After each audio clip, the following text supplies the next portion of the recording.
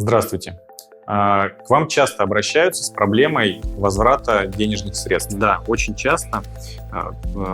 Советую не откладывать эту проблему и обращаться к профессионалам. Если вы столкнулись с трудностями при работе с брокером или инвестиционной компанией, ваше незнание закона позволило ввести вас в заблуждение. Проверьте, есть ли ваши данные в списках. Наши юристы свяжутся с вами, чтобы обсудить возможные шаги по возврату средств при наличии совпадений ваших данных в списках пострадавших. Оставляйте заявку на проведение проверки и юридической помощи в возврате. Занимаемся взысканием денежных средств с недобросовестных брокеров.